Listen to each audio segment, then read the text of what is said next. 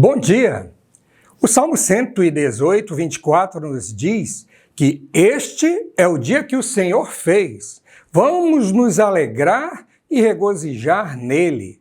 Nada melhor do que começar o dia meditando na palavra de Deus como fonte para a nossa vida diária. Sejam bem-vindos a mais um estudo da Bíblia promovido pelo Ministério de Ensino Bíblico da Primeira Igreja Batista de Manaus. Estamos estudando as cartas do apóstolo João e hoje vamos continuar a leitura e comentários do segundo capítulo da primeira carta.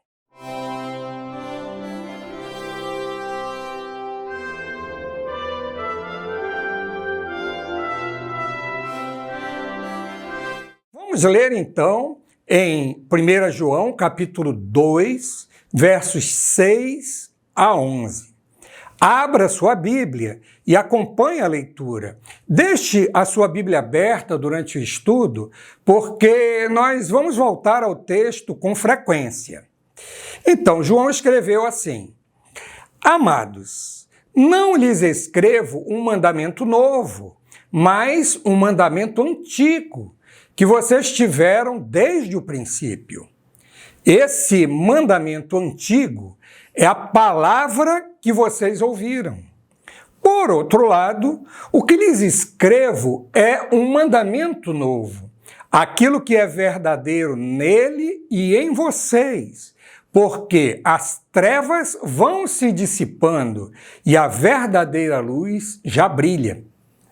Quem diz estar na luz, mas odeia o seu irmão, está nas trevas até agora. Quem ama a seu irmão permanece na luz, e nele não há nenhum tropeço. Mas quem odeia o seu irmão está nas trevas, anda nas trevas, e não sabe para onde vai, porque as trevas lhe cegaram os olhos. Na semana passada, dissemos que nesta primeira carta, João fala sobre 3 maneiras de termos a certeza de que somos salvos. Cada uma dessas maneiras é representada por um teste. Na última lição, falamos sobre o teste ético, representado pela obediência à palavra de Deus. Hoje, vamos tratar do segundo teste, um teste social, representado pelo amor. É mais uma parte da resposta de João aos ensinos heréticos dos falsos mestres do seu tempo. Para isso, ele se volta para os ensinos de Jesus e os aplica aos seus leitores. O apóstolo começa falando, no verso 7, a respeito de um mandamento antigo. Mas, no verso 8, ele também diz que se trata de um mandamento novo. Como podemos entender este aparente paradoxo? Vamos voltar às palavras de Jesus, no Evangelho de João, capítulo 13, versos 34 e 35, onde o mestre nos diz: Eu lhes dou um novo mandamento, que vocês amem uns aos outros, assim como eu os amei, que também vocês amem uns aos outros. Nisto, todos conhecerão que vocês são meus discípulos, se tiverem amor uns aos outros. E na continuidade desse discurso de Jesus no Evangelho de João, no capítulo 15, versos 12 e 17, nós lemos o seguinte: O meu mandamento é este, que vocês amem uns aos outros, assim como eu os amei. E também ele continua dizendo: O que eu lhes ordeno é isto, que vocês amem uns aos outros. Jesus chamou o mandamento do amor ao próximo de um mandamento novo. Mas por que se tratava de um mandamento novo, se lá no Antigo Testamento isso já estava prescrito? Querem conferir? Abra sua Bíblia em Levítico, capítulo 19, verso 18, onde nós lemos assim: não procure vingança, nem guarde ira contra os filhos do seu povo, mas ame o seu próximo como você ama a si mesmo. Eu sou o Senhor. Para Jesus, 2 mandamentos resumiam toda a lei e os profetas, ou seja, todas as escrituras do Antigo Testamento. O primeiro deles era o amor a Deus sobre todas as coisas, conforme Deuteronômio capítulo 6, versículo 6. E o segundo é o amor ao próximo como a si mesmo, conforme o verso de Levítico que nós acabamos de ler. Até mesmo os 10 mandamentos, que são um resumo notável da lei de Deus, podem ser ainda mais resumidos apenas nesses 2. Mas por que Jesus chama o dever de amar ao próximo de novo mandamento? A chave da questão está exatamente no significado da palavra próximo. Para um judeu típico do primeiro século, a palavra próximo só podia significar uma coisa: um outro judeu. Portanto, ficavam de fora os samaritanos, que eram considerados uma raça misturada, e também os gentios, ou seja, aqueles que não eram judeus. Pela interpretação tradicional dos rabis, estes deveriam ser objeto de ódio e desprezo. Quando Jesus contou a parábola conhecida como o bom samaritano, ele deixou bem claro que o próximo é qualquer outro ser humano que precise de compaixão e auxílio, independente da raça ou da posição social. Assim, ele renovou o mandamento do amor ao próximo sem modificá-lo, mas apenas resgatando o seu sentido original. Vamos voltar agora ao texto de João. No verso 7, ele diz assim: amados, não lhes escrevo um mandamento novo, mas um mandamento antigo, que vocês tiveram desde o princípio. João estava se referindo aqui ao princípio da pregação do Evangelho, desde que os primeiros discípulos foram sendo agregados à igreja. João havia começado o capítulo 2 chamando os seus leitores de filhinhos, mas no verso 7 ele muda para amados. Amados é a tradução do grego agapetos, que deriva do substantivo agape. Por isso, a palavra escolhida por João aqui é digna de nota. Agape é o amor altruísta, que ama sem esperar retribuição.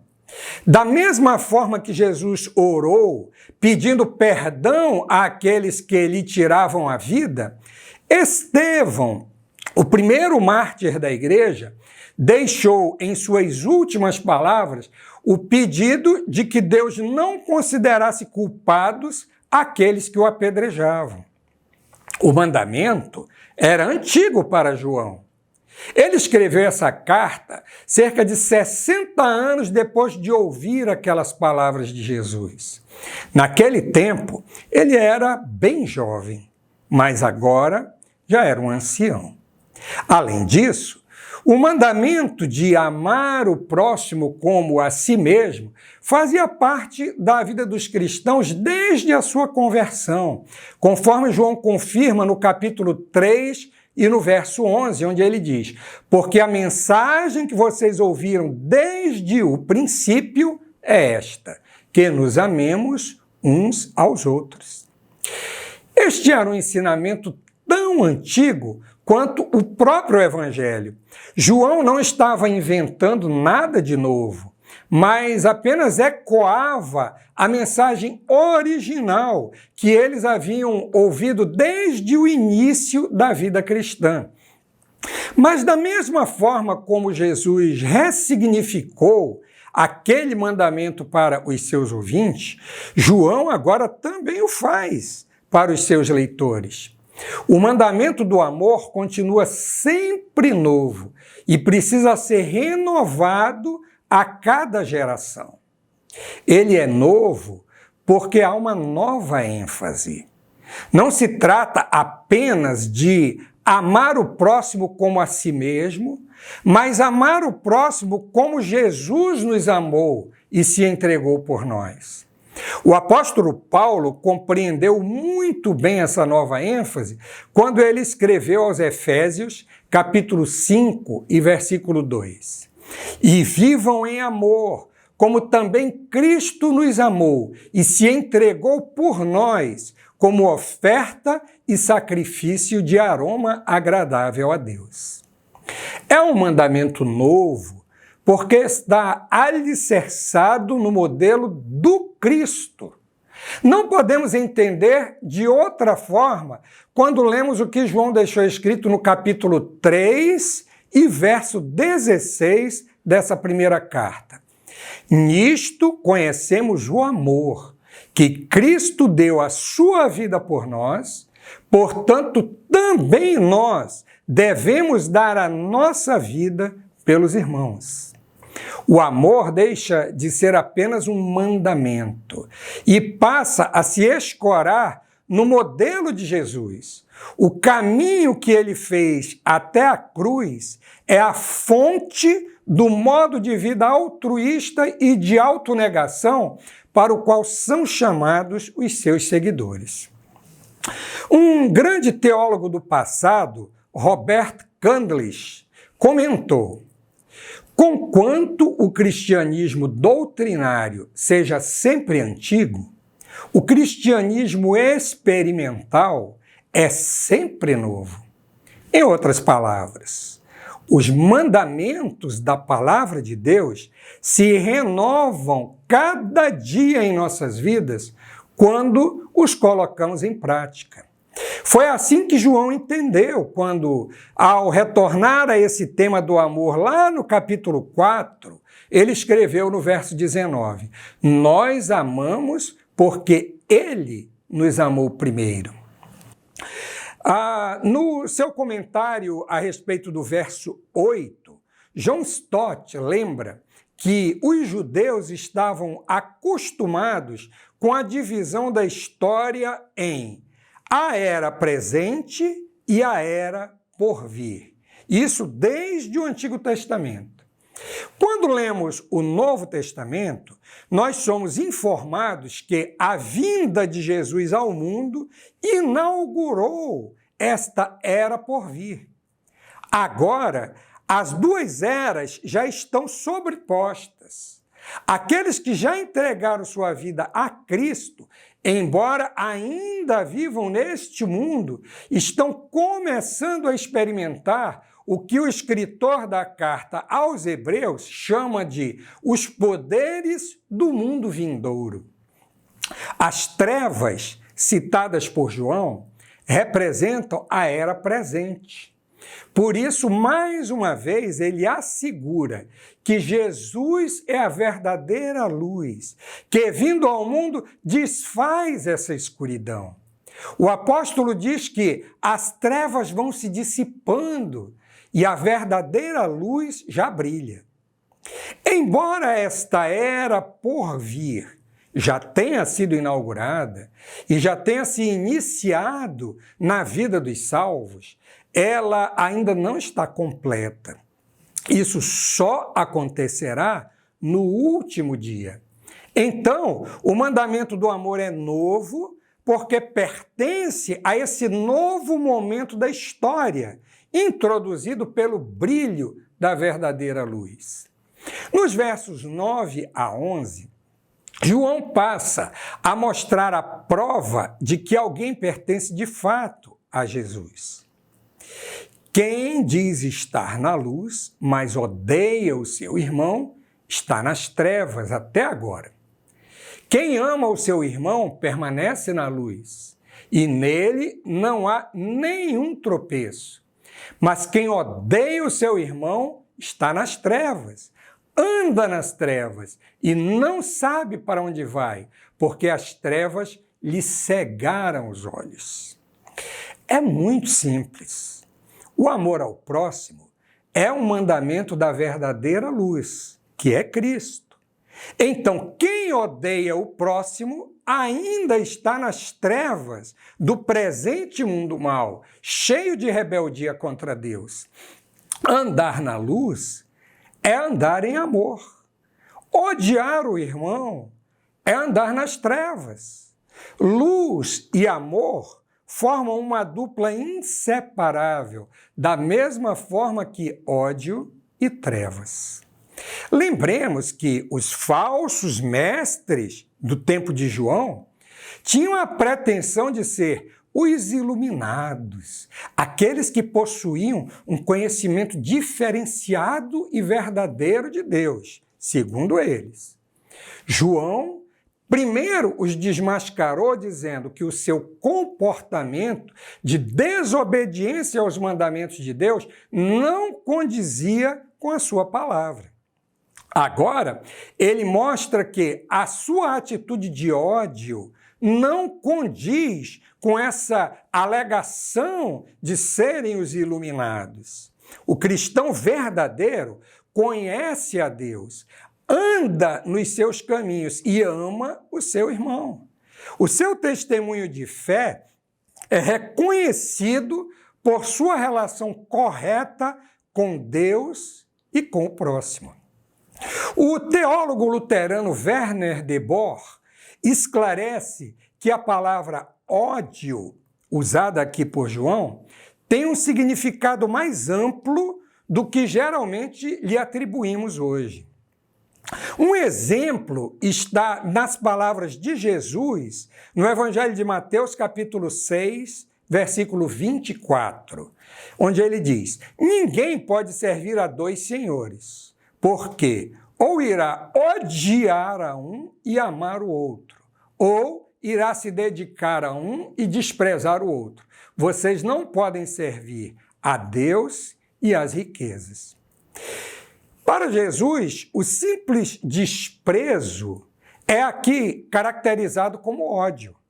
Os psicólogos geralmente dizem que o contrário do amor não é necessariamente o ódio, mas sim a indiferença.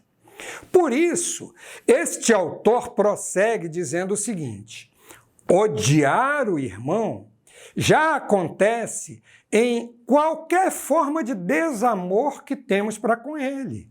Na frieza e indiferença que não se interessa pela sua situação, ou na aversão e rejeição que, mesmo sob o manto da cordialidade, não deixa de erguer no íntimo um muro contra ele.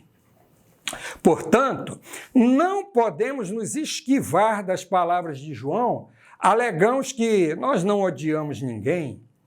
O que João ensina é que, no trato com os irmãos, não pode haver neutralidade. A neutralidade já seria a negação do amor, o que para João é o mesmo que ódio. Sendo assim, odiar o irmão, seja por tratá-lo mal, deixar de acudi-lo em suas necessidades ou se mostrar indiferente nas suas dificuldades, é a essência central das trevas, da mesma forma que amá-lo faz parte essencial da luz. Devemos aqui lembrar que o verbo amar não representa um sentimento, nem na língua grega e nem no português. Confundir amor com um sentimento é um dos maiores erros que alguém pode cometer. Quando Jesus disse a Nicodemos que Deus amou o mundo, ele continuou dizendo: de tal maneira que deu o seu único filho. O amor de Deus aos homens se expressou por meio de ações. Deus não apenas se comoveu com a nossa situação, mas tomou providências para nos tirar dela. Quando dizemos que o amor de Deus é modelo para o amor que devemos mostrar para o próximo, é porque o nosso amor também não deve ser apenas um sentimento de compaixão. Ele deve se manifestar como ações concretas de socorro e atenção ao outro. É assim que João entende o amor. Por isso, ele voltou ao assunto várias outras vezes nessa primeira carta.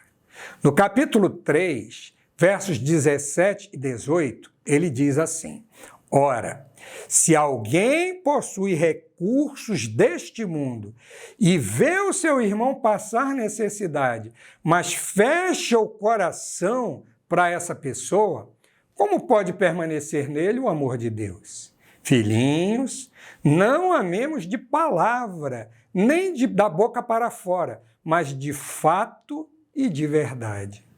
Ações falam mais alto do que palavras. O amor se revela em ação e não em conversa.